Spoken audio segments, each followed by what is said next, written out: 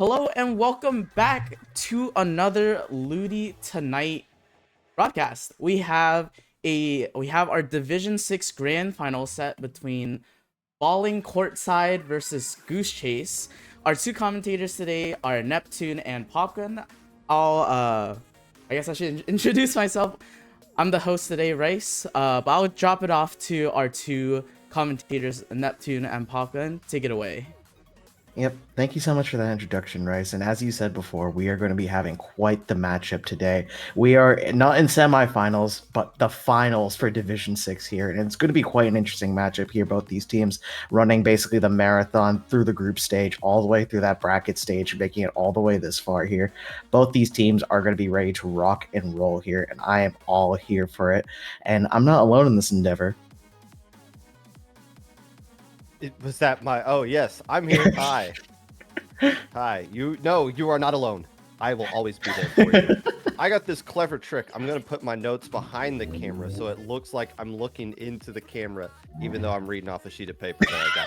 Goose is one of the teams we're gonna be seeing today. They swept all of their opponents in their division round, except for the one loss they took. They took an 0-5 loss to a team called Disclaimer, which is why they ended up 4-1 in their group, still qualifying for the playoffs. However, that Disclaimer team got eliminated in the semifinals by Balling Courtside, a team that has yet to lose a set all season long. They are 5-6-7-8-0. However, they haven't had an easy run through things. They've had a 5-3 win in their group stage. They had to survive a game 9 against the tough Origami Dragons, the team that didn't even qualify for the playoffs in this division. So a tough potential matchup between these two teams. Ipso facto, you might think, oh, well, Disclaimer beat Goose and Balling Courtside beat Disclaimer. So that means that Balling Courtside's going to curb stomp right here. Not the case. This is going to be an epic Game 9 decision. And if it's not, well... We'll see. We'll see here. You know, sometimes like the numbers and stuff are just like one side of the story, and just seeing like the matchup history, as you said, at Balling Courtside being able to knock out the team in that Goose Chase lost to initially in the group stage there. But hey, both these teams are able to make it this far here, and I'm curious to see like how the dynamic's going to be, right? And while numbers is one side of the story, I think it's going to be coming down to the individual plays that these teams make as well, both collectively as well as how they're going to be able to push together and able to just make it through some of these objectives here. We are going to be starting it off soon, hopefully, as well. But in regards to Goose Chase comps, I did a little bit of research myself, Popgun here, and I do have notes here plastered on my side of the screen as well here. And one of the players that stands out to me is Orbit as well, because Orbit is known for playing nearly all the Chargers known to mankind that are the backline position. We have the leader, we have the ZNF, and we have the Trident True Pencil as well. Viltic as well is known for the AoE weapons, mostly Entry, Slosher, as well as the CRB. Naughty is going to be the frontline and Slayer as well with the shot, the squeezer, as well having a flex to NZAP as well. So if case they want to have another cooler option, that is a possibility as well. And then Comma as well is going to be the midline stamper here. I haven't seen much else for Balling Courtside here, so I'm curious to see how this comp from Goose Chase is going to be able to stack up here, Popgun. Well, they don't even have a Twitter, so who Whew. are they to say what they are? Balling Courtside. I don't even... Is that a... Oh, I'm going to swing and a miss. Is that what a Roblox character is? I'll be honest, I'm not 100% sure, but... I do not know what Roblox is, but as I look at that, it looks like a block, and it kind of looks robotic. So that has to be what that thing is. I have no idea what it is, the connection to Balling Courtside. So be Goose Chase, that is a game, correct? Yes, that is a game here, Goose Chase. It's normally a multiplayer one, yep. Where you play as a goose and you just annoy people. I think I've seen a donkey video on that, so that's I did have a do with myself. It's a really fun game as well, but hey, teams are representing, yeah. I'm glad you did research on what weapons they might use. I haven't seen or could guess, or actually I could guess what both, but I haven't seen these two teams. so I don't really know what to expect. However, I do know what to assume, that there is going to be a pencil, there's going to be well, if there's a pencil, there's a soda person, there's going to be a blaster, there's going to be a splatter shot, because you need a splatter shot, that is required by law. And then you got the 1/4 weapon where you can be a little bit loosey-goosey with it. You can have the wiper in there if you want, or maybe a carbon roller or something like that. But everything else seems to be kind of set. Although this is Division 6, and Division 5 and below have a weird reputation of being a little bit off-script, off-meta. But I don't know. We'll figure that out, hopefully, in the next couple of minutes or so. Yeah, for sure. And generally speaking, as you mentioned to earlier, just like Division 5, Division 6 often have like these go off meta essentially, right? They're not afraid to experiment with different weapons here. And just generally speaking, you know, we do have the tried and true pencil, we do have the tried and true V-shot, the two very popular weapons that are just known for being the glue to many other comps as well. And I'm generally seeing just like how a lot of like players will push different weapons, especially the ones that aren't expected, and use that to advantage as well, because they're not going to be as familiar with, say if a mini splatling gets played, or like a carbon roller, for example. And when those gets tossed out, especially in a grand final set in your division here, you got to be on top of your A game and be ready to adapt to any weapon that you see, as well as whatever the enemy is throwing at you. And that's very important on a map such as Umami Ruins. Ain't that right, Popkin? Yes. Yeah, all of those things you said, and then some on top of that. Whoa, hey, hi. Umami Ruins is game 1. That is correct. Thank you for tossing it over. There you are. I didn't know we were spotlighting me. I wasn't quite prepared for that. Hello, how are you doing? I've been told that we are waiting on the 8th player to join, and we are going to rulebook. I've gotten the Falco DM'd me this morning and said we are rulebooking everybody if they are a fraction of a second late joining the lobby. So we're at 6:07 right now. We're going to break it out here. I will tattle to Emil directly if we have to. Oh my goodness. This reminds me of a conversation I had with a friend who basically took like a hiatus from the game, right? They came back after like 4 or 6 months, and they wanted to play like a PB with some friends and whatnot. And then basically this same situation happened here where this 8th player just did not show up, and is just like, where's your 4th type of moment right here? It's like they just basically took a sigh of relief, being like, nothing's changed. But you know what? It's a Monday. It's 6 o'clock. We got a lot of stuff going on. People are getting home from work. There's a lot of traffic where I am around this time in the city. People are getting home from school. People are trying to get dinner. You know, people's little brothers are kicking routers at this time because they want to try to get out of doing homework, so that can throw things off as well. There's a wide variety of reasons.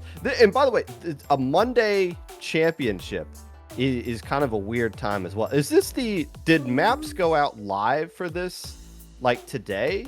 Did they decide? Because this is, but okay, so they did all the playoffs already, because like this is the 4th week of playoffs. So like this would be the first day these two teams could play, and they said, let's just get this over with.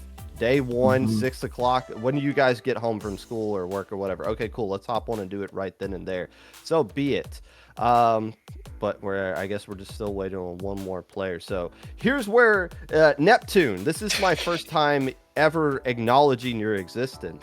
So we're gonna find out how good you are at stalling for an indefinite amount of time. Okay, you know what? I'm up for the challenge here. You know, you said it was a Monday night here. You know, going back from school, doing whatever. You just come back from work. I personally had quite the interesting day as well. Working my 9 to 5, generally speaking. Took a shower, immediately hopped on here, ordered some sushi as well. I am quite the big fan of sushi here, because you know what? You gotta celebrate here when we're getting quite the matchup here in a grand final set here. And you know what? Hey, just if you're in a good mood, treat yourself a little bit here, stand up for a good night here, then I think you're going to be able to enjoy this set here as well. What sushi did you get? What was your roll? I got the maki rolls, the spicy ones particularly. I got like a variety of salmon, tuna. Ooh, just some really good flavors there. Add a little bit of soy sauce, maybe a tiny bit of wasabi as well, and you just have just all the amazing flavors come out here. I guess I'm thinking about food now because it's literally just called Umami Ruins. That is the first map coming up as well, and I do like it be a good umami flavor as well. But what did you have for dinner, Popcorn? Did you already have dinner? My wife has been looking at TikTok to get new recipes, so we've been experimenting with a lot of different things as of late. Today we had nothing like super exotic, but it's new to us, just baked chicken, but it's also just like baked with a bunch of other vegetables in the oven, some peppers, some carrots, some sweet potatoes, all kind of thrown in right there. I'm looking at chat, which is always the worst thing you can do as a commentator. And it is not a good thing to see if looking at that. So I'm going to look somewhere a little bit more credible and see if things are legit. Okay, cool. So either chat is full of snot, which is as usual, or we're going to actually play a game right here. And what in the world is... Okay, I take everything back. One team is doing that thing I was saying, blaster, shot, pencil, and, well, wiper. And then the other team has just played random weapon generator, and here we go. What, Dapple, or no, that is the vanilla Squelchies. It's been so long since I've seen Squelchies, I forgot they were called Squelchies. Yeah, definitely. The Random Weapons Challenge has maybe gotten some players in an interesting mood here, and they are ready to rock and roll here. Having the Wiper as well to be able to skirmish as well, move around so quickly around this map is really big here. You see HNK on there, just moving just so swiftly around this map. You're being able to clean up these fights right here, capitalizing on this zone here, dealing with that Tetra as well here. This Tetra is going to be able to try and do something, but no, another jumps are going to come through here, and this jump's going to be hunted down as Wiper. This Wiper's going absolutely insane, Top Gun, leading to a wipeout. I'm still just trying to figure out what Balling Courtside is trying to cook up with these comps right here. Combined with the missiles and like the amount of rolls that you get with the Tetras and the Squelchies, maybe they're just trying to get them on the run, get them to start running from each other with missiles and then chase them down with their Dapple weapons or their dually weapons. But still, they're having a difficult time even getting out of their own spawn at this point. That person just ate a sword to the face and lived to tell the tale. Excuse me. I saw that. Splatoon netcode at its finest here. You swing, you miss, and if it doesn't show up on your screen, it doesn't count for the enemy as well, unfortunately. Sometimes that happens. But hey, you know what? What is happening right now is just Goose Chase is in a lot of control right now. Has not lost someone for a single second here. They are going to be able to get the fabled 100-0 knockout here if Balling Courtside is not able to find something here. They do have quite an interesting weapon pick, but they do have an ability to be able to paint these zones here, especially with that reflux. They do have Reef Slider here. It seems like they're going to be able to get pushed out here. Screen going out, Wave Breaker as well, being tossed out as well. And right now, the zone still can't be capped here, and that is exactly what this team needs to be able to stay in this here. And this is just really, really unfortunate here because it's not happening immediately. This is a prolonged period of time where one zone has been almost capped right here, and it finally happens here, Popgun. The reason they were never able to cap is because the pencil never got splatted. Finally, when they got rid of the pencil, it's like, okay, all of your painting power is gone. We can start pushing up and get control of things.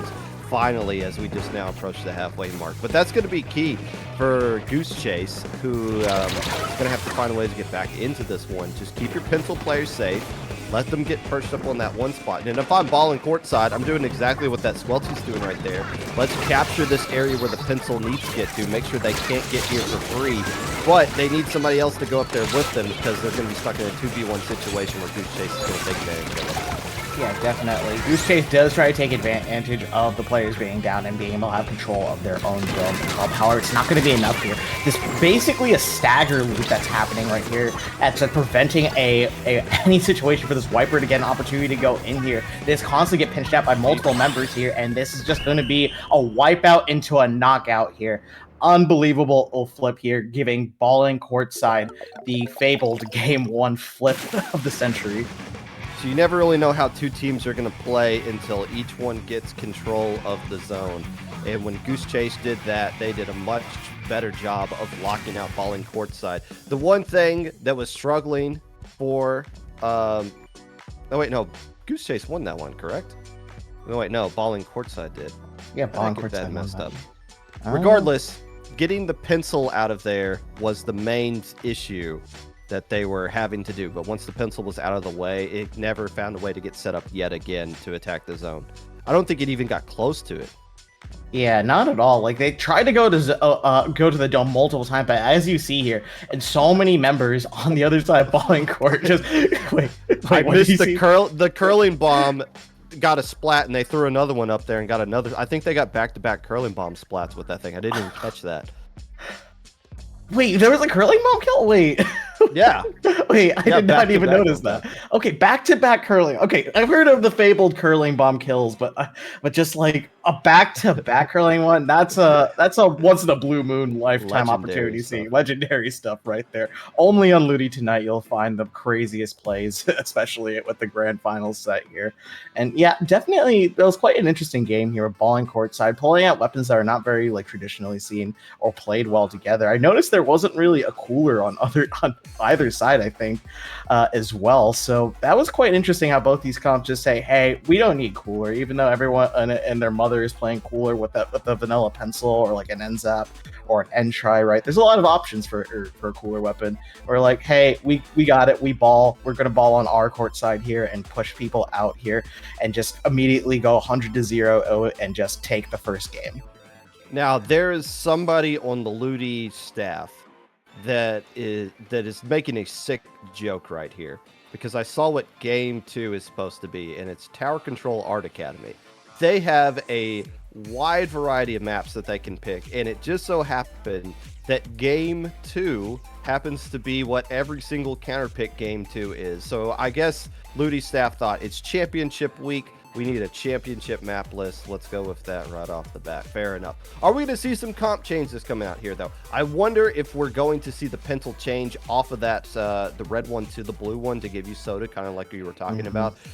Maybe not necessarily needing rain, although rain can be a good get off the tower kind of special, throwing it over certain checkpoints. So we'll see what kind of adjustments, if any, are made from both teams.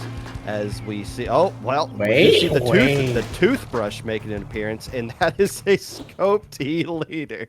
No, it's actually not Scope, but it is a RP T leader. Oh my goodness, here this is absolutely insane from balling court side. The decaf and the Swiffer out here, both cleaning utensils, and the arrow spray. And arrow spray, you know, booyah bomb, booyah, booyah, booyah. Throw a bomb here, and you can just constantly get more. Just you know what? Hey, as long as you can get enough paint for these weapons here, I see the vision here, Popgun. You can definitely cook with this comp. All right, Rice, our streamer, I need a favor. If that Swiffer ever gets their special ready, we need to watch it, because if it gets a zip casting snipe, I'm going to lose my mind. That maybe not happen, but what is definitely going to happen is that Aerospray just spamming Booyah Bombs, which is a fantastic GG special in tower control as well. The thing is, how are you going to start pushing up? You got a Swiffer combined with it. You kind of just need your Tetris to do all your initiating right here, and then hope the toothbrush can kind of follow up with it as well. But on top of it, the flip side, the Kraken E-Leader, yeah, that I keep going back and forth. It is the actual Scope one I can see right now, but there are beacons to go along with that thing as well. Yeah, for sure. That's quite an interesting pick here, you know, especially on this map. Generally, leaderboard mains don't like Inkblot too much, as someone who does play with a Charger main quite frequently as well here. You do get those nice longest sights here, and Kraken's really nice for pushing up into the bats as well here. It's just a matter of setting up on this stat here and being able to have it here. However, you're going to have someone else ride that tower here, as you're going to be rushed down by, like, such as right there by Pineapple with the decaf right here, cleaning it up right here like it's, they're getting ready for bedtime right here. That was the toothbrush versus the chainsaw sword, and the toothbrush won in that little sword fight. But nobody is winning as far as the scoreboard is concerned. It's just been a bloodbath in mid, which is hilarious considering the weapons that we got. But right now, nobody can even establish a push to a first checkpoint. Maybe this little flank from behind from the Tetra can do just that. They don't get any splats on top of it, though, and finally just works out to the trade. It looks like they had a perfect angle to mow down a couple of players. However, it does cause at least that area to be cleared out for the checkpoint to be maybe approached. And, well, just as soon as I say that, that player got eliminated. So, Goose Chase now taking a stab at the first checkpoint yet again. Yeah, definitely. Getting that arrow spray out of there and a good snipe as well is just like really well played there by Goose Chase as well, because you definitely need paint control given the lack of paint on the top here. But hey, zip casting right through the Booyah Bomb as well. Kama is ready to live, but no, gets traded out by the Slipper as well. That's absolutely crazy. There's a lot of cool stuff happening right now, and none of it means anything to the actual objective of the game. Goose Chase does clear the first checkpoint, though, which how this is shaping out might be the only checkpoint that could get cleared right now. Oh, man, that Tetra player keeps finding themselves in fantastic spots, but can't really capitalize off of it. Another situation where they could have mowed down 2 players, and it ended up being a trade. But that's how Tetris works, right? You just go, you get splatted. If it doesn't work, you do immediately spawn back in and try again. Eventually, these flanks are going to land into that Tetra player's favor with a minute 40 left to go. Yeah, definitely. Tetra Pooies is one of those weapons that definitely just loves going in. But hey, we did see that Zipcaster pop up there with that Swiffer right there. You love to see it. Thank you for Ice from our production side. That was an amazing clip coming out from Balling Court side here right now. And right now, the Tetris is finally into this bats area right here. Really important to be able to hold for this checkpoint to go further here. The lead is finally going to swap here. The objective is going to be swapped. No more TDM going on right now. But hey, Kama has something to say about it. Running all the way down here, having to try this Booyah Bomb alone with their teammate here and being able to get it here. You need to get that aerospray out of here as well as the toothbrush as well. These picks coming out back and forth here from Goose Chase leads to a wipeout, and now they can start having a push of their own option. The good news for Balling Court side, you've got an arrow spray that can get a Booyah Bomb very quickly. The bad news is there's no checkpoint in between Goose Chase and the lead, which is what they're going to take right now, and the Booyah Bomb coming out too late, not going to save things. And you see the Tetris just kind of continuing to do, this is what Tetra gameplay basically is all about. Go somewhere where you want to capture the space, maybe not where it's supposed to be right now. These 2 players just evaporate, get melted out of nowhere, and that's going to open up the floodgates for Balling Court side, who yet again can get lead, and all they got to do is just get to that second checkpoint to do it. Dodging the Ink Zuka strikes by throwing the Booyah Bomb, getting the splat. Is there enough players left alive on the tower? It looks like the answer is no. Oh my goodness, here. This is definitely a do or die situation here for Balling Court right now, as the lead is swapped in favor of Goose Chase. They need to be able to secure these picks here, but 3 members down here and basically wiped out. Dude, because so many jump-ins at this last time. Desperation saw in there. That was just carnage the entire game through and through. The objective was secondary there, Popman. Well, that was fun. That was fun to watch. You don't see that in any div above, like, 4. Or anything like that. These players are just having fun. They're just fighting. We're just scrapping right now. We're playing Splatoon, and I'm all here for it.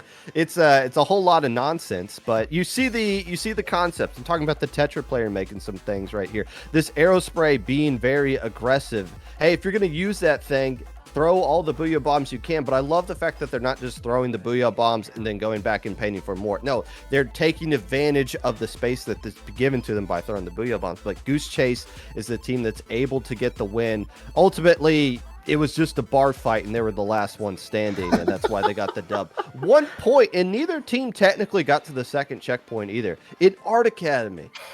Oh my goodness. Yeah, Art Academy can sometimes be a very difficult map to just find your footing on, but like once you get the snowball rolling, like most tower control maps, you're able to like push through pretty far in, but that was still a relatively low scoring game as well. And something I just got to point out was just the insanity of like just the fights happening. We had the Tetris, we had the Swiffer, we had the E-Leader with popping Kraken, we had arrow sprays popping so many Booyah Bombs, right? Like this is just quite the bar fight indeed, Pop, and just so much is going on. It was really entertaining to watch there, and man, I wish I was inside that bar watching that fight as well. Like curious to hear the comms, what was going on there.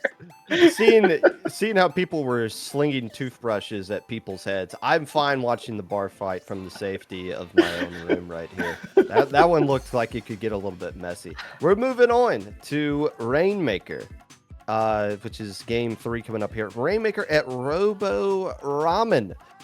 I have not seen this map and mode in particular in a while, although it can be a little bit of an interesting one because you got those 2 different levels, like the lower side and mid, and and a lot of different routes that you can take with this thing. So we'll see what kind of adjustments. So at this point, any weapons are on the table as far as I'm concerned. Like there's a lot of different changes from game 1 to game 2, and now going to a map like this, which is just completely different from what TC Art Academy is. Who knows what to expect other than continuous Tetra play. Continuous Tetra play is really fun here, so I do hope it returns, but we're going to see how that locks in here. Rainmaker Robo Robin's not typically a common map mode that's really well played. You typically see like something like Humpback, or you see something like what are we doing here as well here. But hey, you know what? It's in the looting map list here. But wait. What is this? What is am I? this? What am I? Pure QR Tetras versus comeback QR plus Delta. Forget all of it. Quick respawn is my beloved here. That is what we're going to rock, and that's a philosophy that balling court. The ball is in their court, and this is what they're going to deal with it. Did both teams just gentlemen to nonsense? Like, what is this? I feel like we're watching a casual scrim with the weapons that are being pulled out right here, and the double Tetra, double nozzle nose got wiped out to start the game. The first checkpoint instantly falls, and now you see the Stamper starting to attack some players as well. Look, I loved AL3 and H3 back in Splatoon 2. Those things have just been outclassed as of late, and they don't really have good kits either. But you can put down a lot of paint with them, and maybe that's what they need to get their Tetras activated and going. Yeah, definitely. Honestly, just like L3 and H3 are weapons you don't really see commonly played here, but they do have some really powerful specials. For example, this crab tank here. You know, L3 has a decent job of painting as well, so as long as it can set that up, as well as use its throwing rod to be able to move around the map, I think you can get quite a bit of value, especially with your Tetras constantly running in and having the L3 just being able to support as necessary here, pushing in this bucket out of that spot as well, leaving the Rainmaker wide open and easy for the tank to get popped in. Here we go. Are they going to just try to get that checkpoint? I guess it doesn't really matter because you got quick respawn. I mean, that player's already back, so like, why not just go forward, die for it, and see what kind of happens right there. But yeah, like, what is the win condition? I think you need your both Tetra players to flank out along different sides, and maybe have like your H3 and L3 to try to just control mid to keep them back with a little bit of range or something like that. I'm trying to figure this out because right now they're just getting kind of bullied into their own spawn. They can't really break out and take control of the flanks they want to. Yeah, definitely. It is kind of in the Tetra player's hands to be able to like pull that aggressive switch and just be able to nail these picks down to allow these specials to come out here as well. And right now, this is exactly what we need here. That grab being set up here with the Tetra being able to run in right behind it as well. But unfortunately, going to get picked off right here. Multiple Tetra members being able to just come back every single time here. But eventually, they are going to find a pick here, and their respawns are going to be slow as well. But hey, right now, they just balling courtside can't get anywhere near this checkpoint as well. And that's going to be critical if we're just keeping the lead here, Poppin. If you are an aim god, H3 is a fantastic weapon. If you can land directs, it's a beautiful sound when it lands a direct. It's like it's like you erase the player when you land all 3 shots, but it's so difficult to do so. Main power-up is not in this game as of yet, so that kind of hinders it a little bit as well. It's so slow, but if you are really on top of your aim, H3 is a fantastic weapon. And like you said, with the Bubbler, not such a horrible kit, especially with how much buff that thing's got as of late. I'm still just trying to figure out how they're going to get there. Maybe put the Bubbler right here on this first checkpoint, get the Tetris clear away. Someone's got to go back and grab that Rainmaker, though. Yeah, I guess they just kind of hyper-focused on just, like, being able to clear the space in front of the checkpoint that they forgot to be able to do it. And Kama recognizes it exactly here and just tries to make a beeline for the Rainmaker, giving up all this space here. Kraken being going to be able to help punish that Tetris, theoretically speaking here, but no, this Tetris is going to be living for days here. Dodge rolling to the heart's content, sticking off that Slosher as well right now. This is just, last game was a bar fight. What's the equivalent to this one, Hoffman? I don't even know if you can call this a fight. This just seems like a good time had by all, especially me watching this one. 1 minute. We only get one more minute of this. You may never see this comp again in your life, even in solo queue. Might as well enjoy it for the last minute that we got right here. And by the way, while all this is going on, we barely had anybody touch the Rainmaker. Finally, somebody attempts to do it, but there was not a clear path. I think it just comes down to not having control of mid. Either team really establishing that at any point. Yeah, for sure. It's definitely difficult, especially when your crab tank is going to be forced down to a low ground. It's not something we want to see. But you know what? Just curl into the ball and run them over. You know what? This is no longer a bar fight. This is literally taking everything in the classroom and just seeing what you can hit the other person with at this point. I believe the kids will call this a Mickey Mouse game, which is turning into right now. 15 seconds left to go. Oh, that's probably going to do it. Yeah. There we go. I'd like to get off Mr. Bones' wild ride, please, and I think that's going to do it. So, yeah, there's no way they get another shot at picking us. We're done here, right? Yeah. Yeah. Okay. Goose Chase, being the least loosey-goosey team, takes the dub there in game 3. The least goosey team, indeed. I don't know what Ball and Courtside was thinking here, but well, hear me out. Okay, Cooler's really good, right, Popgun? Right? Everyone knows that. Yeah. Okay. Yeah, so here we go. If we have quick respawn, right, and sack so much quick respawn, we practically have Cooler all the time if you really think about it, right? So I'm pretty sure that was the theory or the initial thing on paper that they want to try running here. And you know, Reef Slider is one of those things that just sometimes works and doesn't work, especially when a sniper's able to trade you out right there as well. So the idea of just constantly being able to come back as a threat until the enemy just kind of had enough and just basically all go down to just the horde of Tetra players that are hunting you down, they're eventually going to be able to crumble. But Goose Chase just said, hey, we recognize that and we're just going to play our game here, and as long as you don't pick up the Rainmaker and we hold our space, we can just kind of do whatever we need to do here and let the gooses go loose.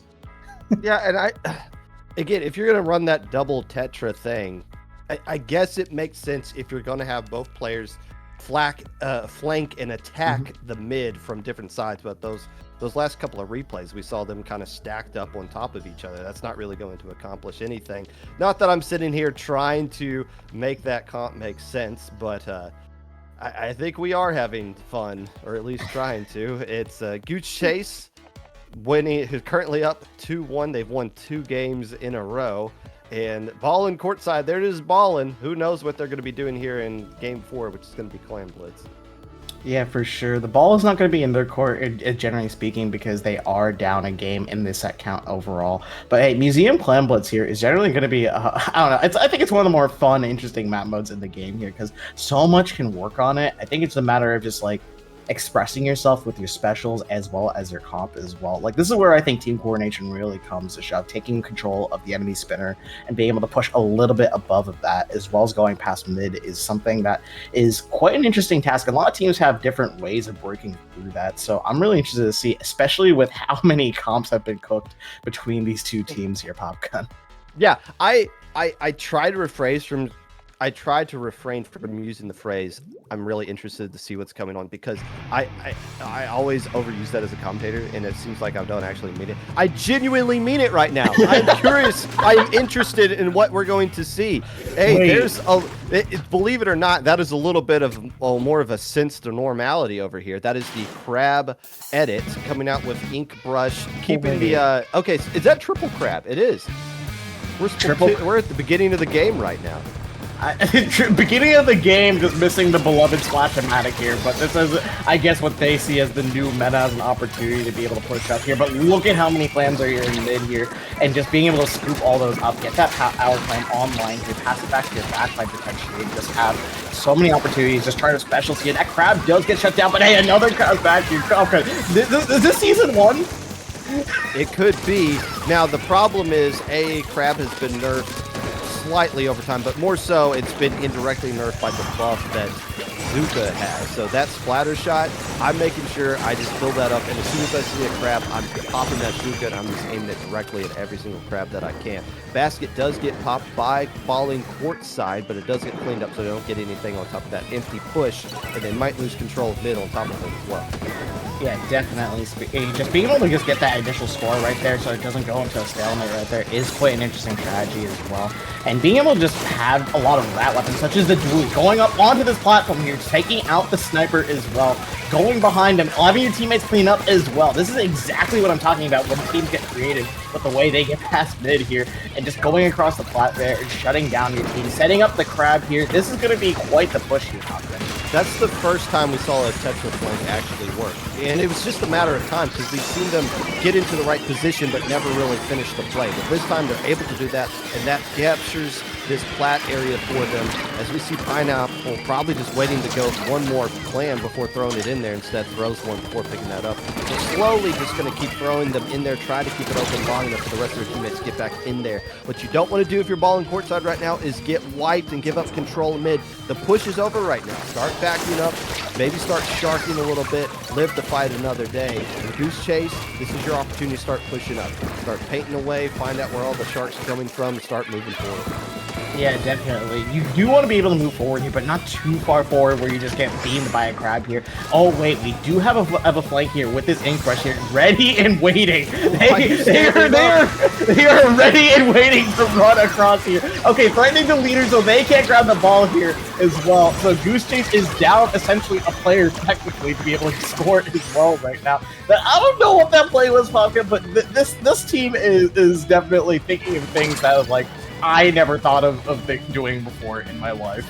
Yeah, and I don't think Goose Chase cares. I think they're like, okay, we're just weathering the nonsense storm right here, and eventually things are going to land into our favor. 1 point lead, however, pick up basket and stay with it. We got it. Okay, there we go. Balling courtside has 19 penalty points. So as soon as they pop the basket, we're going to be tied. So it's just one pop and one clam throw, and balling courtside is going to have the lead. They're going to have to do more than that to get a real comfortable lead in this kind of scenario, but they are at least attacking this flat. What is Goose Chase going to do on this play? You know, Goose Chase needs to get these specials up online. They do have Zuka here. Does get popped right here, forcing this crab to be able to go back in the ball form right here and look at the wiper as well. This wiper distracting as well is going to prevent the other members from moving up here and scoring that so important clam to be able to swap the lead here. But hey, this is amazing defense from Goose Chase's side, being able to get out those picks, take that control of their spinner here, and get a lot of paint grabs from mid here. Kama constantly trying to open it up here, but getting shut down as well. This is going to be really difficult to be able to break through, especially with this ink rush coming up on this platform right here, and a crab coming out on my way. We can have something crazy go on. Wait, what is this interaction about? What is happening? I do not comprehend what is going on with this brush players. Just drawing attention, having your teammate. Oh my gosh, this has a killer whale double on top of that. But drawing attention of the crack and away from everybody. They had to burn their specials on a sharking brush, and that just opens up the door for them to take control of plat, get the lead, and are they going away? It looks like they got two crabs going off at the same time. It's going to clear the path, throwing in some more turns to try to keep it open a little bit. This is going to be it right now. Is you just got your Splat dually player forced to retreat. 30 seconds left to go. I thought Goose Chase was in a great position to kind of turtle up and play defense. That E-leader was just bullying the edits. Especially on a map like this, but now they got to find ways to get that E-leader pushed up on that spinner in mid so they can start attacking all this stuff and move behind this hammer as well, combined with some of these other specials. Goose Chase is running. Wait, they might be able to help the lead here. It's going to go a little bit chaotic with the clans here, but the leader's going to be the only one left here. They need to score one more clan, but it gets scooped up by one of the other members here. No more paint on the ground here. Overtime is unfortunately going to be cut short here because the basket was opened a little prematurely as it gets started here, and that's going to be the game going to balling courtside. Not playing 3D chess or 4D chess, but 5D chess with 3 crabs. You're giving them way too much credit. I think they're just playing. I think they're just having fun. I think they're just playing the video game and it's working out into their favor. I mean, I'm having fun and I'm not even playing this thing. We're tied 2-2. But yeah, we were kind of bamboozled by what the brush was doing right there, but it was able to draw a lot of attention away, although Goose Chase did have a great opportunity to make a counter push happen right here. It just fell short of a little bit more of the clams. The splatter shot did get really close. That would have given them the lead. The splatter shot found a way to get through right there. And there was a window where I thought, oh, you know what? They were going for that one clam on the left, and somebody from balling courtside stole it from them at the last minute. If they had grabbed that and squid rolled, they might have been in a position to get the winning clam thrown in there. So nice heads up play by balling courtside to make sure, hey, you can't grab this last one you need. We're going to steal it from you. Yeah, definitely. Scooping up the clams underneath basket is, I think, kind of an underrated strategy as well. Because you got to keep in mind that people just kind of run in, and that's exactly what that leader just kind of was forced to do at that very moment right there. And literally, it was just one clam away to be able to swap it in. So good on ball and court side players to be able to recognize, hey, we got to scoop up this clams here, clean it up here, make sure no one's going to be able to score, and we can clear this out here. Nice and easy, shut down this overtime, and just take game at number 4 here. And now, essentially, we're going to be going to essentially a best of 5 now. We're 2-2 on both teams as well, and there's only 5 more map modes that could potentially be played here. And the classic Mako Mart is going to be coming up next year, Popkin. Hey, if you're going to play a best of 5, this is a pretty good map to play game 1 on. Now, last time we saw this, we saw Goose Chase come out to a hot start. They use the red pencil, which is probably what they're going to use here over the E-leader, I would assume, just to get more extra paint that you need on the zone. The problem is, once that pencil got eliminated, it never found an opportunity to get set up yet again. So that's going to be the question. If Goose Chase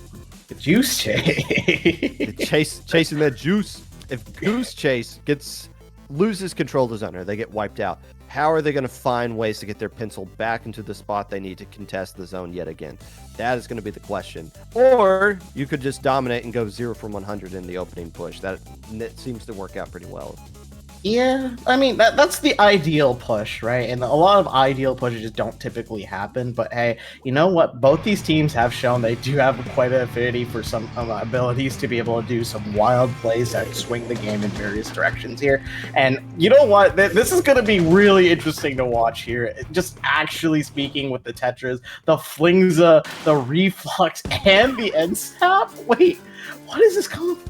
This is a double missile comp thrown in with the fake missiles, which is the super chumps. Well, sorry, that's not going to happen because that player just got sliced in half at the very beginning of the game. And Goose Chase doing exactly what I said they need to do, is get control of things early on. But it's not the pencil that they got to get set up. It instead is the vanilla E-leader, who's just thrilled that they're going up against double missiles. This is why E-leaders went extinct in Splatoon 2, or Chargers in general went extinct, because they had to deal with all these missiles, and now they got to deal with them all yet again. Yeah, definitely. Missiles is definitely an advantage they have into this leader player that is on Goose Chase's side here. But hey, right now, to be able to stagger specials back and forth right now, you saw chumps, you see missiles going in, and now this is the opportunity that Goose Chase just cannot really find a way to just regroup quickly. With missiles scattering you all around here, and everyone just going around in base here. The other members of ball and court side is just going to be able to run in as well as get these picks as necessary here. And this Tetra player being just fly essentially on the wall, constantly being able to threaten space as well as potential kills here. It's quite the game plan with ball and court side here.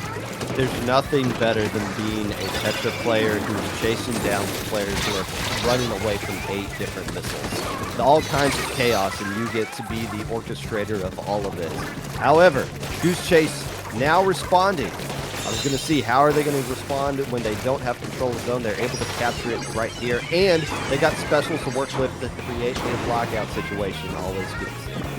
Yeah, definitely. A lockout situation is definitely something that you would ideally do, but the missiles are going to make it very hard to stay in the similar positions here. But Kama has something to say about it with this Ultra Stand here. You know, we don't typically see Ultra Stand get at too many kills, at least from what I've seen whenever I watch competitive Splatoon. So it's refreshing to see a special function finally, as well as be able to compete here and pop off here and keep your teammates up and running with the zone here.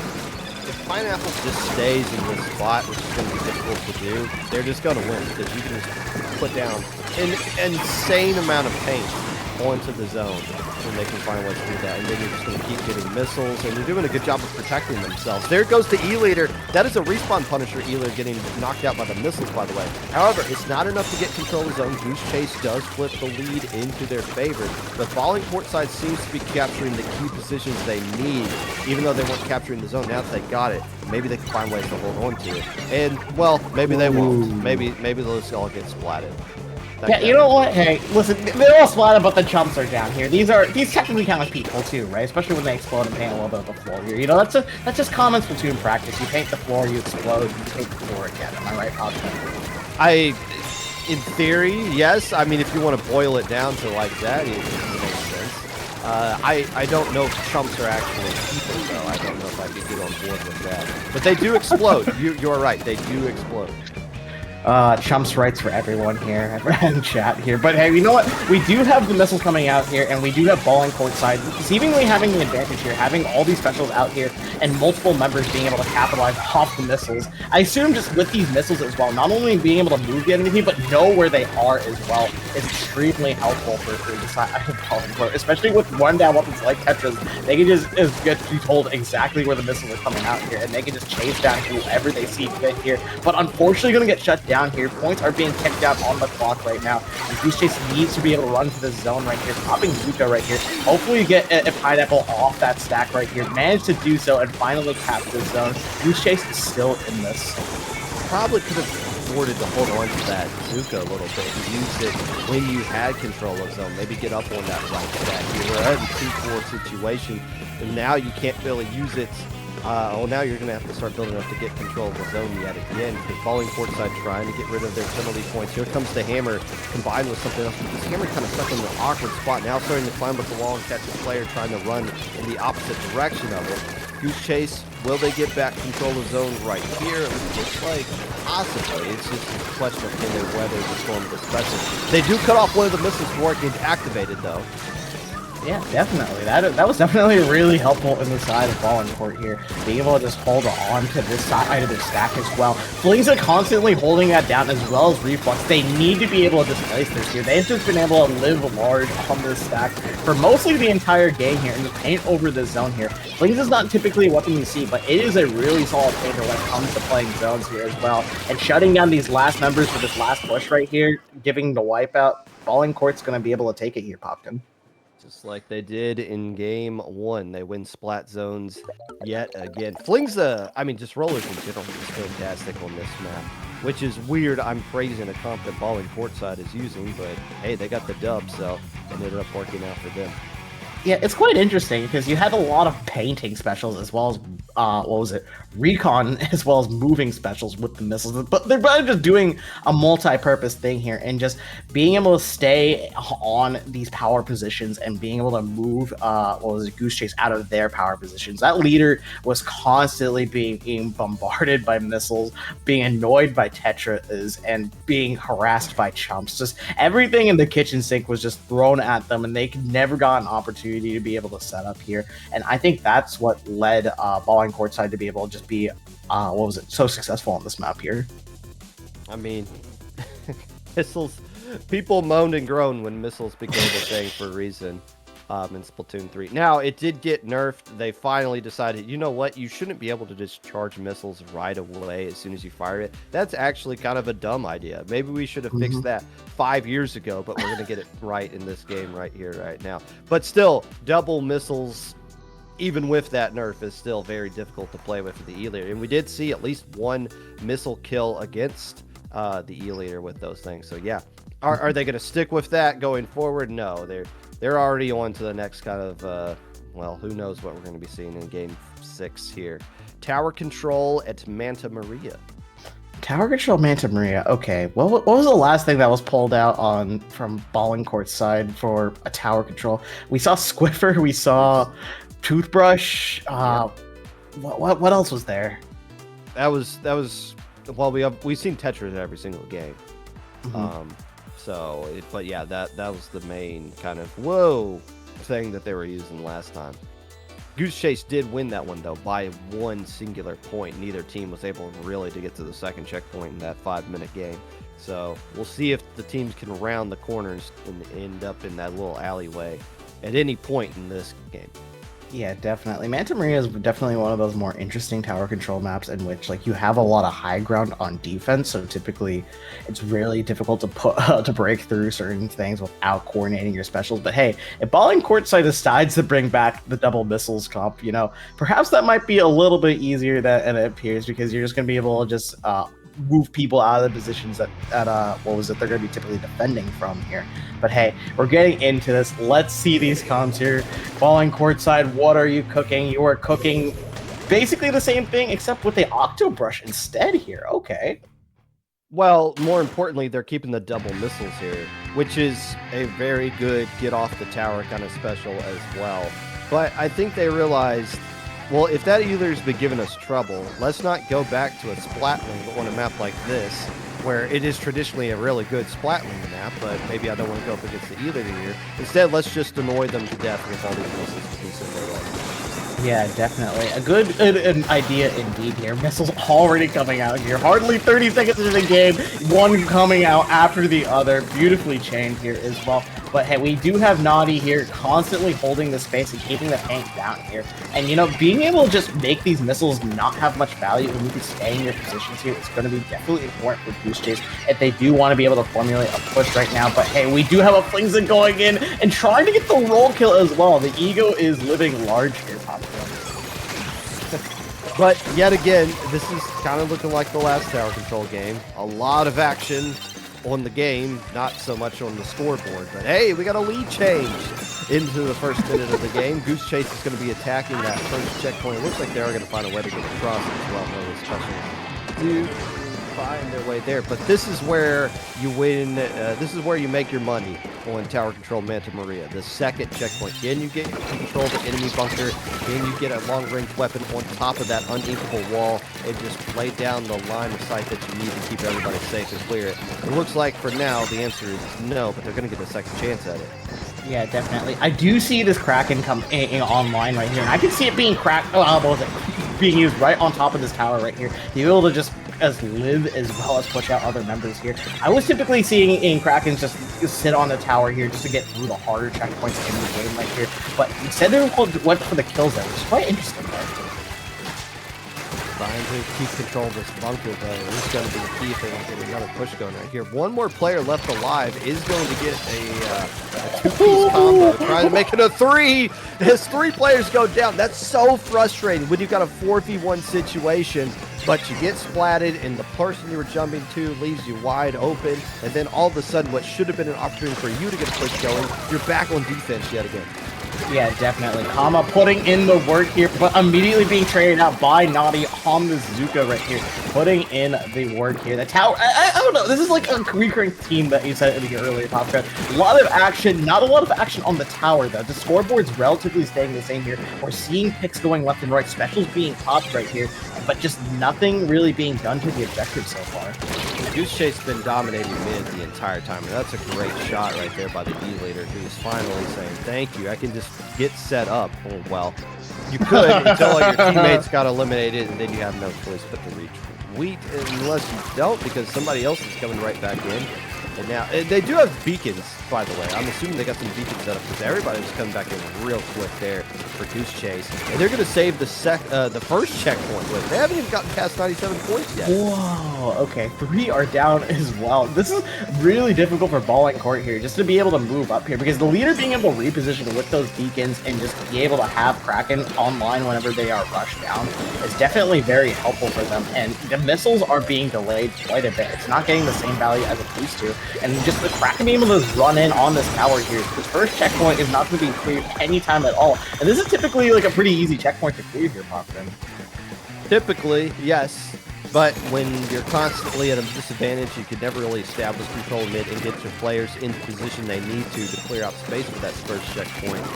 It can be difficult, but finally, you got 2 players all the way up here on the left side. If I can get one more in the bunker and survive those ink strikes, which it looks like they're not going to be able to capture the bunker, so that means they are not going to be able to have much to do to say against this slosher right here. So yeah, it's so difficult. That second checkpoint, you got to have so many different areas underneath your control. If you just lose control of one, it's really difficult to push the tower at all. Yeah, definitely. I did think Bowling Courtside did have something cooking up there with like a lot of members who stacking up the top left, pushing the leader out, as well as making it very difficult for Goose Chase members to be able to get back into mid here. But here they are again doing the same song and dance here, taking control of this bunker, making sure the other members of Bowling Court can't really do anything else here. 30 seconds are on this clock right now, and all you need to do is just be able to just hold this and waste the resources of the other side at this point here, because you are going into that end game. You have all your specials online ready for this. I don't think this tower is going to be right for taking anytime soon here. And all you need is those ink strikes, which they have ready, and they're wisely just waiting for the timer to go down. Let my Kraken cause a little bit of distraction, and the ink strikes should be coming out now. Lucky you won that fight. Otherwise, you might not have ink strikes, but because you won it, it cleared out the path for Goose Chase to hop back onto the tower. We're tied 3-3 apiece. Yeah, definitely. You didn't need to use strikes at the very end there, but hey, it's a nice insurance policy, as I like to call it. You know, it's just the GG special that's tried and true that can be tossed from far away and just prevent anyone from riding tower at that last second there. But hey, I said previously, it went down to a best of 5, right? Earlier when these teams were 2-2, but now they're 3-3. It's a best of 3 here. Oh boy, this is. If the pattern repeats here, because I think Bowling Court got the first game win as well here, so we might see a game 9 situation as well if the pattern continues as well. So just these teams are just swinging back and forth the wins here, seeing how long and how many strategies they can cook up here to be able to keep on pushing it through all the way into grand finals as well. And Goose Chase just dominated control of mid the entire game. Yeah, double missiles is frustrating to go up against, but when you are constantly being forced to use those missiles on defense and never really getting the opportunity to use them on offense, kind of sucks. Well, not so much for the either. They find great. I'm fine dodging all of these things as long as I get to retreat to mid. If I have to dodge them all and fall all the way back to my alleyway or my bunker and I got to surrender all that space for you, that's frustrating. So the offense dealt with the specials that time around. Yeah, for sure. Just a lot of the times, just like missiles were just popped, and like you just kind of held mid there if you're on Goose Chase's side here, because a lot of the times, like there are missiles being fired out, but like no one was able to really move in with there. We did see the Tetras try to move in there as well. However, they were just a lot more kept in check, right? The shot player, I know Naughty was on there, just constantly being with another teammate as well to shut down the Tetris. So even if the Tetris does get a pick right there, oh hey, my teammate's right there to be able to clean up that last fight there. They're not going to be able to get the quick respawn since they finished off a fight here, and it's just going to further delay Bowling Courtside any opportunity to be able to get into mid and establish any semblance of a push. And if you want to get rid of channel points, you can do that just now. The prediction has gone live. Who do you think is going to win this set? And fair enough, it is tied 3-3, so your guess is as good as mine. I would think Bowling Courtside, even though they just lost the last game, might have the advantage over the course of the long haul, just because that game 9 is going to be splat zones. If everybody wins the way they have been going up to this, it'll go to game 9 with Bowling Courtside having an opportunity to win a third straight tower splat zones game. So if I'm Goose Chase, I want to eliminate this before we get there. That means 2 straight wins in a row. Rainmaker coming out here on Hagglefish, getting control of mid, getting that first checkpoint, and being able to jump up that first checkpoint. I almost had a heart attack because I saw a sploosh, and I don't even know what version. It's the it's the hammer one. So we got hammer sploosh to go along with Kraken and Soda, and no changes from the side of Goose Chase. They know what works for them, and they're gonna ride it out. Yeah, definitely. The sploosh in its popping power, constantly going to hold that pop and lead it all the way to Bowling Courtside right here. I am noticing a cooler as well as a crowd. A lot of strong specials here, but hey, a special is only as good as where it's positioned, as Naughty positions a bomb there, getting not 1, but 2 members, as well as getting 3 members down in a situation like this. This is your time to shine if you are Goose Chase as well, but you have a sploosh being able to flank here and harass that leader as well. This is getting really interesting, Hopkins. If you are going to stand right next to an ink wall on a crab, you should know what you're signing up for. And that was a great heads-up play of recognizing, oh, I can just chuck this bomb. It's going to explode on the splash wall and instantly kill some people. So there you go.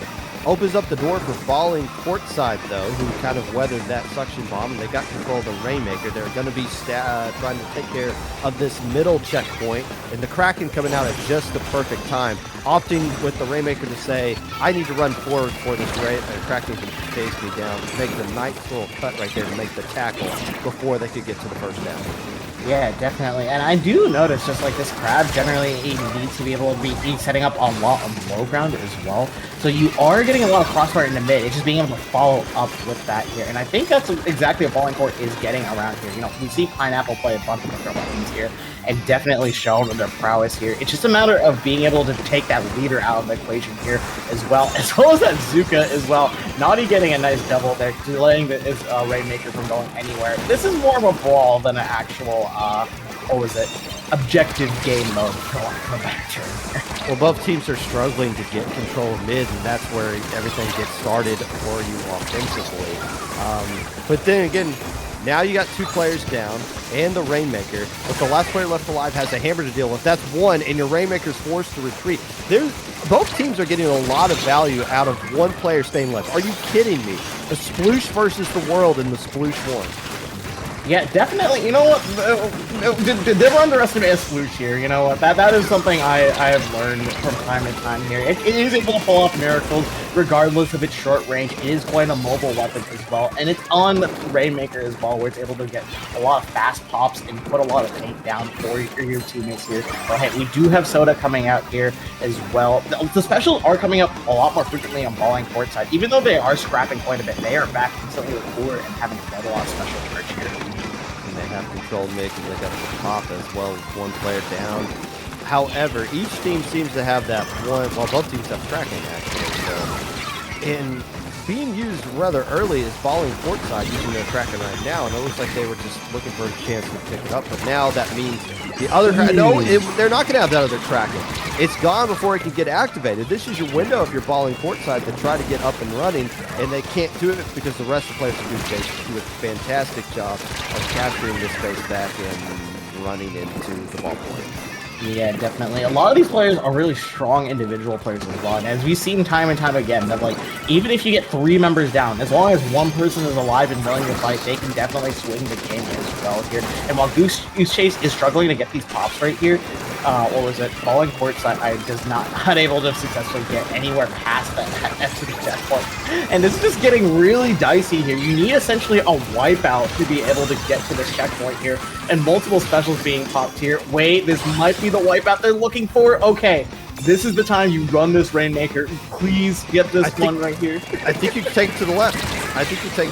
Oh, but no, they're going to cut a couple of splats and it's going to open it up for them to get that one right there. Oh, no. So instead, they flank around to the left and then attack the front side. Nicely done at eliminating that hammer. But clearing this checkpoint, that might be GG at this point, right? Just how much teams have struggled to get there. That's why I was thinking, just go to the left, just clear the checkpoint. But the first one was right in front of there. Falling courtside couldn't get back there, or Goose Chase couldn't get back there defensively enough to stop it down.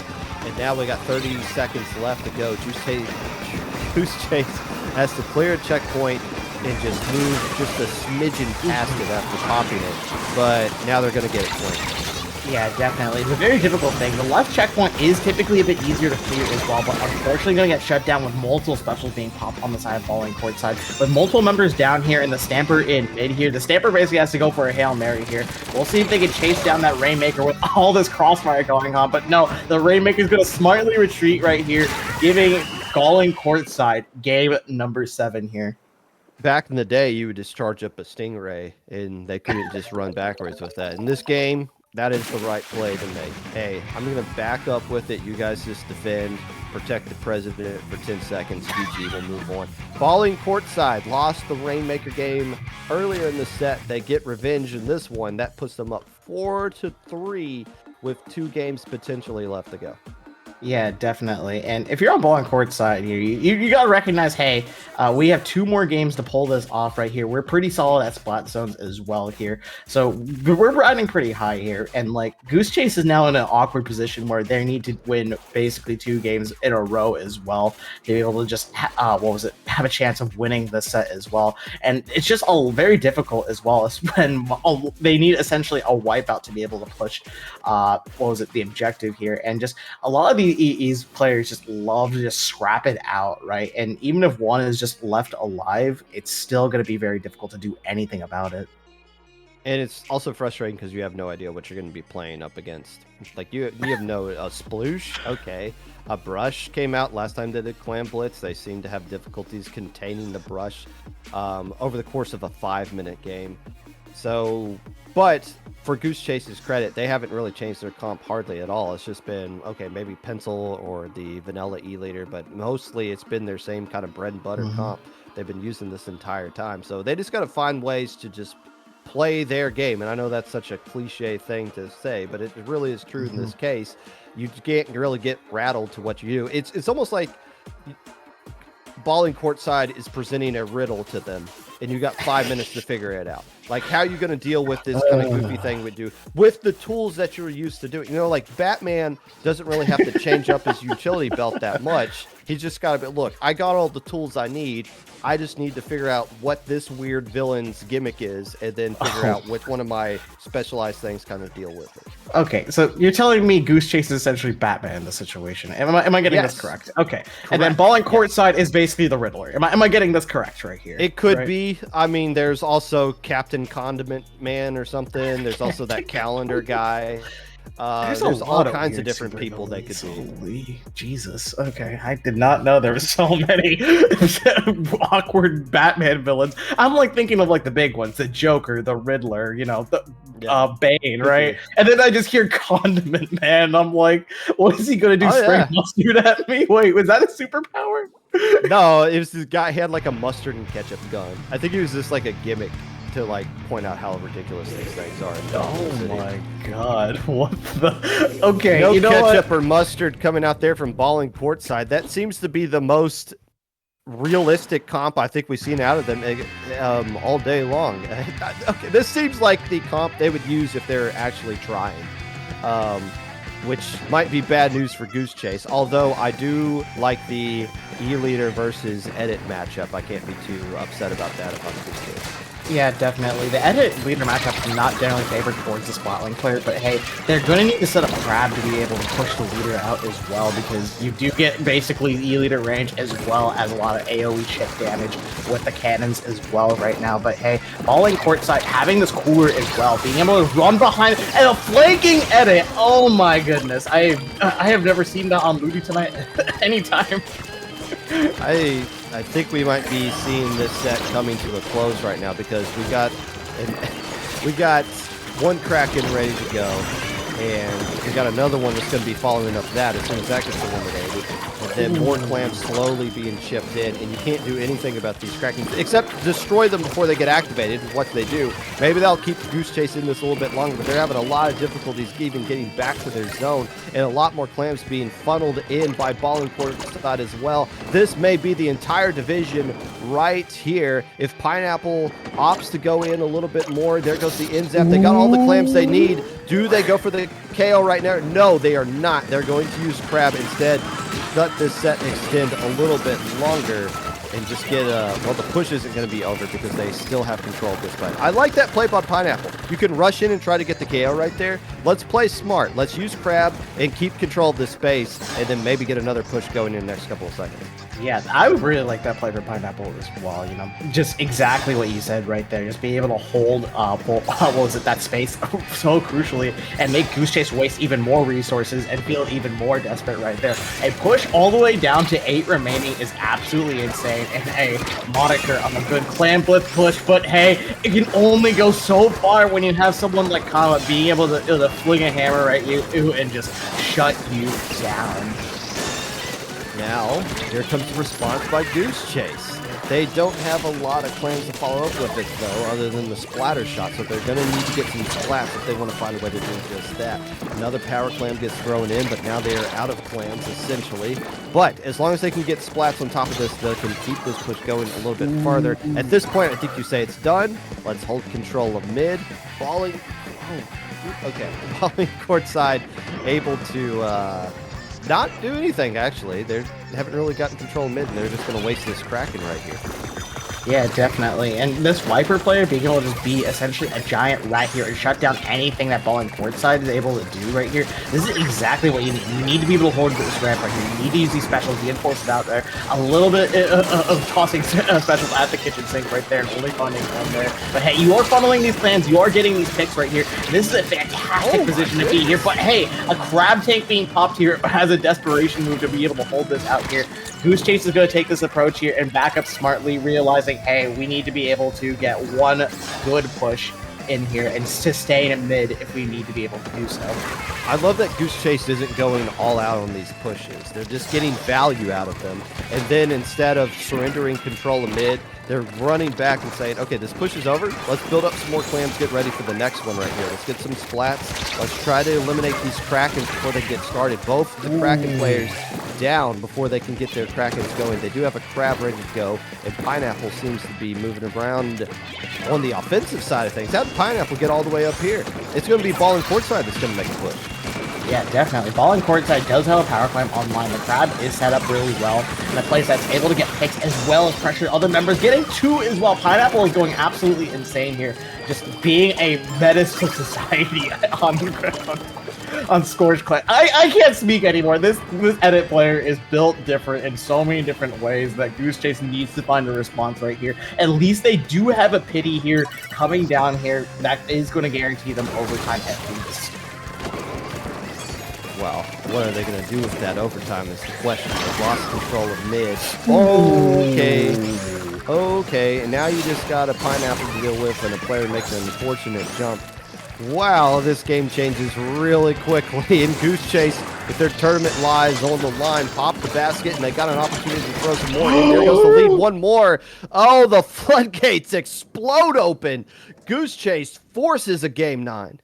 I blink and I see 3 down from Balling courtside. I see a Viper in their spawn pressuring out Pineapple. Pineapple has forced a retreat there, pops a crab, but it's way too late. All the members of Goose Chase moved up from mid, picking up all the clams along the way, and just taking the lead and knocking it out. Absolutely insane. Game 9 on Ludi tonight for a grand final set. It could not be any more poetic here, Popgun. I told you this was going to happen. You didn't believe me. You said, there's no way, Popgun. I didn't say Here we that. are. You said, check the VOD. Check the VOD. Rice, pull up the VOD. That was exactly what was said. But, man, what a turn on the dime. Balling courtside looked like they were about to get the KO in the first minute.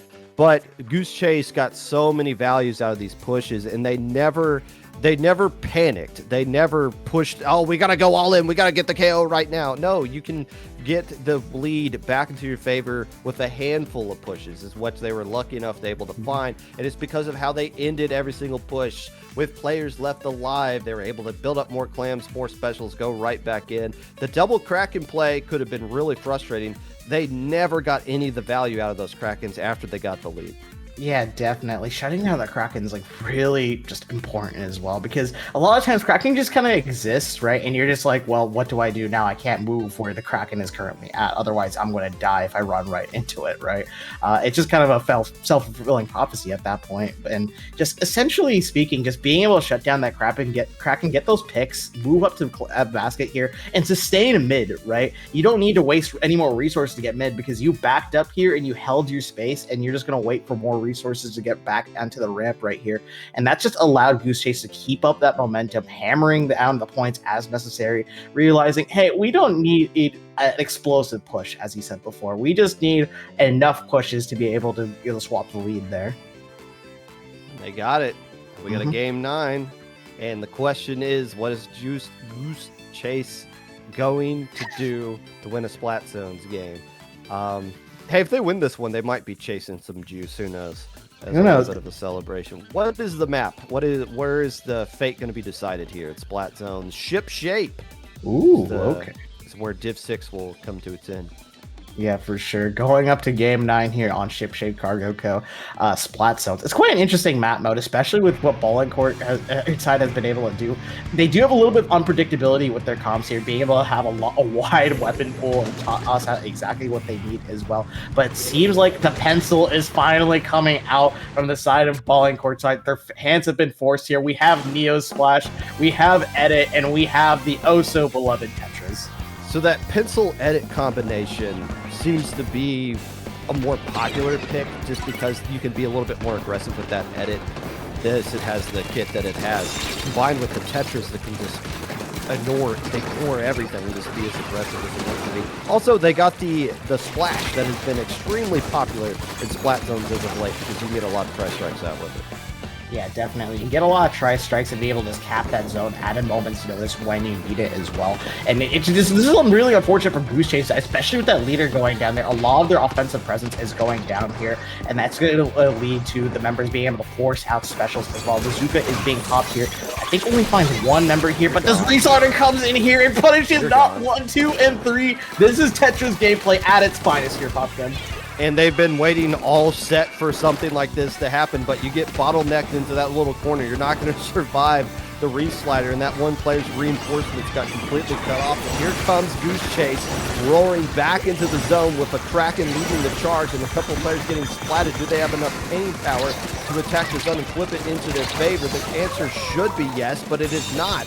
Instead, it is Balling courtside that is balling into the Division 6 championship and a drip pick to cap it off. That was the least competitive game, and it came at the worst time for Goose Chase. Balling courtside is your Div 6 champion. Oh my goodness, that was quite the game right there, because I was thinking, okay, both these teams have shown they have pushed each other to its limits here. It's game at number 9 here, and while Balling Courtside have won the previous Splat Zones map, it was always like going down to the wire or like last couple minutes of the game right there. But right now, they just said enough is enough. We'll bust out everything we have for this one. We're ending this one with a Hail Mary play, with busting out some really strong Splat Zones weapon picks here, and just immediately shutting down any opportunity Goose Chase had to respond.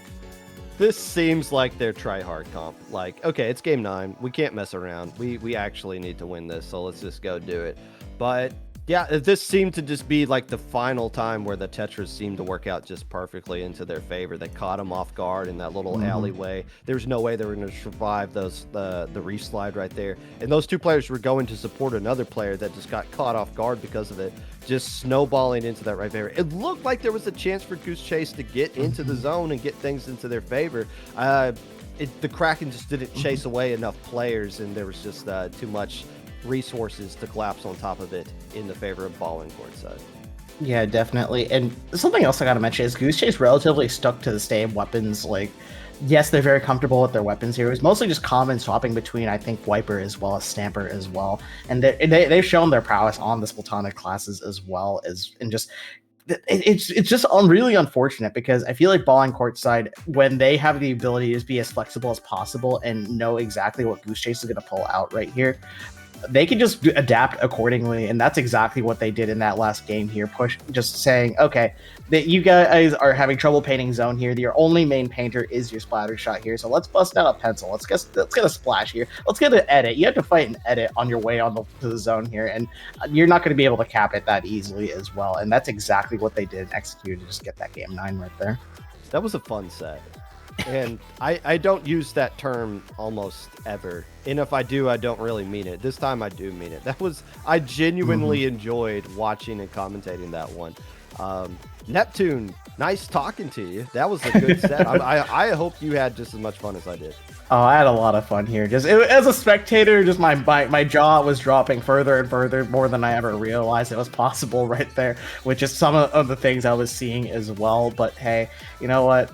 We can't be here all day, every day. Ludi tonight eventually has to go away, but hey, that was quite the grand final set here. I had a lot of fun, Popgun. Where could the fine people of Twitch.tv find you? You can find my stream in about 2 minutes. Actually, I'm going to close out this webcam so I can start up the other one. Where can people find you? You can find me at Neptune, both Twitch and Twitter. What was it? I play for the Sea Cows as well. We are playing in Low Ink, by the way, so we will be there, and Are we you will be though? listening. Yeah, we will be there. We will be there. Okay, we promise. We sign up. We're gonna sign up really late here, so you don't see us coming. Yeah, you and like 20 other teams. Yeah, we'll be ready for you. Well, thanks for having us every time there, and just thank you everyone who helps make this production possible, as well as the players themselves. So yeah, I'm just gonna kick it off to you, Popgun, and I'll see you at your podcast, I guess. I think we're Rice. You do something, Rice. Yeah, there we go. Thank you, Rice. Yeah. Hello. Okay, yeah. This was our Ludi stream for today. I don't think we have any more sets for today, so ideally that's kind of what happens. But we will be rating off the Popgun. Popgun is gonna be on the Popcast, so stick around to listen to what Popgun has to say. Probably, maybe about the set today we had, but also recapping the 20XX qualifiers part 2. But yeah, that'll be it for our broadcast tonight. We will have more coming on later this week, and we hope you enjoy. Thank you.